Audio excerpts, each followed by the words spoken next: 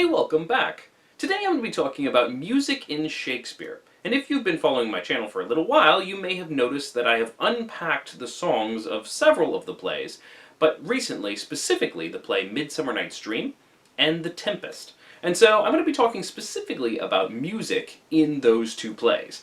These are Shakespeare's fairy tale plays, and music plays a key role in some of the magic of these plays. But before we dive in, I also want to mention that you can find a whole lot more resources over on my Patreon page. So if you'd like to go over there after this video, you can find some things that will help you in your study of Shakespeare or in other works of literature. To begin with, as we look at these two plays, they are, as I mentioned, both fairy tale plays. And the music is incorporated into the magic. There is a musical quality, particularly about Ariel in The Tempest. He is constantly singing songs as he does his magic, and at times it almost seems that his songs are worked into the magic. However, in Midsummer Night's Dream, there are far fewer songs, and a person who is entering Midsummer Night's Dream for the first time may be kind of surprised at how few musical pieces there actually are, especially if you're familiar with The Tempest and all the many, many songs that show up in that play. However, music is used in a different way. In Midsummer Night's Dream, the play is full of dancing, and so we have, instead of song that is sung lyrically, we have music and dance that shows up as part of Midsummer Night's Dream. And the dancing is even incorporated significantly into the plot, and definitely into the fairies' magic. Early on in the play, Titania establishes that it's their lack of dancing that has led to the disorder of the natural world, and then by extension, the human world. So the fairies, they do their magic, at least in part, through dance. And so later on in the play, once we finally come closer and closer to the resolution, when dancing begins to happen more and more frequently, we can connect that to the sense that the world is being set right, and things are being turned back towards what they ought to be. Before I go any deeper, I want to pause and make a comment on the way music shows up in Shakespeare.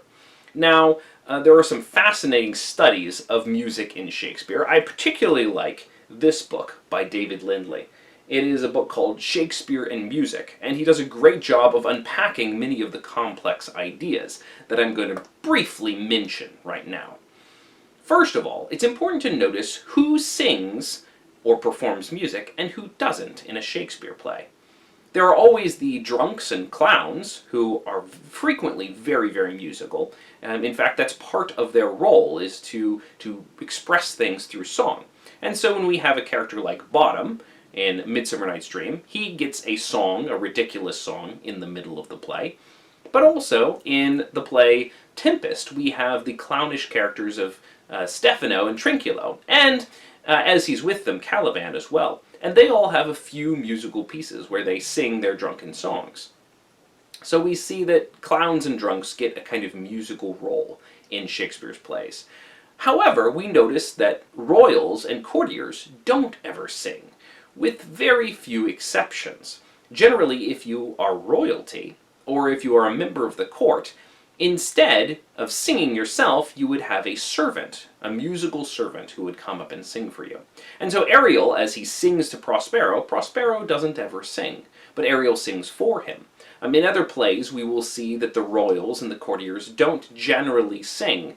Instead, they have someone perform a piece of music for them. Even sometimes, deliberately, a musical person will be asked to perform a song in a situation for the royal. So it, in some ways, pertains to that particular royal or courtier, but the royal or courtier doesn't sing it. There are a few exceptions to that rule, notably if the royal or courtier goes insane. See Ophelia. When Ophelia goes insane, she begins to sing all of the time. That happens from time to time in Shakespeare. Or there are a few occasions when someone who is of the aristocracy, a courtier or a royal, will sing in the privacy of their own room when they don't think anyone else is listening.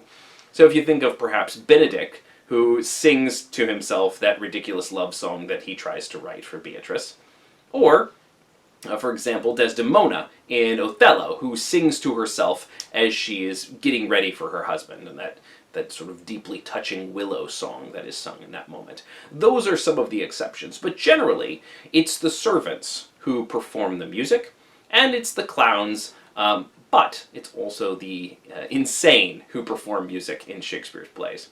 And so as we look at these two plays, we have The Tempest, where we have the character Ariel, who, as I mentioned, as a fairy character, is very closely connected to music. He performs music all throughout the play, and it's associated with his magic.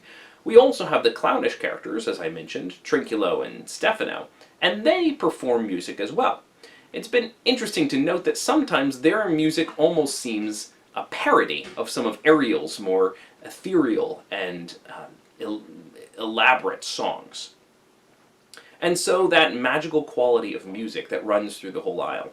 There is a oral and auditory quality of the music in Tempest. There are times when Ariel walks invisible through the play and is not seen by the other characters, notably when he sings, for example, to Trinculo and Stephano, plays music for them, and they hear his music, but they don't actually see him. And so a lot of the music is invisible. However, that's not true of Midsummer Night's Dream, where the music is not only part of a performance that is then danced, but it is very, very visible. Now, the fairies can be invisible in Midsummer Night's Dream, and we might even compare the reference to dancing that shows up at least once in Tempest. When Ferdinand is washed up on the shore, he hears the fairies singing, and he hears them talk about doing a dance together. And yet he doesn't see them. Of course, this is Ariel being invisible again. However, in Midsummer Night's Dream, the dancing is much more explicit. There is, as I've already referenced, the speech by Titania, where she unpacks the failure of the fairies to dance. They were trying to dance for the whistling wind, but because they're having their argument, they're unable to do so. Because of this, the wind is angry, it brings these fogs, which bring this rain, which bring this flooding, which bring this destruction of both the natural world and the agricultural world, which brings despair on humanity, which brings curses from the moon, and all kinds of things like that. So there is this disaster that unfolds because the fairies aren't dancing. Later in the play, when Titania and Oberon are finally reunited, when they finally make up their argument after her enchantment and after she is disenchanted, the first thing that they do, before she even gets a full explanation of why she's here and what's going on, is the two of them dance together, which shows this return to order and return to normalcy. Later on, there's another dance by the clowns after their performance. They put on this rather terrible play, and they are forgiven of it after some mockery by the Duke. And at the end of their play, they put on a Bergamask, which is a country dance, and is probably performed in rather a ridiculous way in this play. However, it is a sense that everything came to right with the rude mechanicals. Even though their play was visually a failure, it was a comic disaster, at the same time, it all still came to right. They still felt like they did a good job, the Duke still got entertainment value out of it, and so all ends well with a dance. And finally, we have the dance of the fairies at the very end of the play, when they dance to give the unions of all the couples who've been married at the end of the play and provide them with this kind of blessing. And so there's this blessing dance. It is very interesting that each of these dances does not come with lyrics. There is only music and dance, whereas most of the music in The Tempest does come with lyrics, and much less dancing. This is the reason why there's far fewer songs to unpack lyrically in Midsummer Night's Dream. I'd also like to make one final note before we close out, and that is the kinds of instruments that Shakespeare is using. You can go and dig deep into the kind of instruments he uses, but for now, I just want to generally notice that there are different classes of instruments.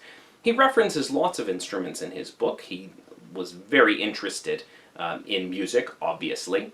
Some of his instruments are the kind of instruments you might find in the country, among the poor who would have more makeshift instruments.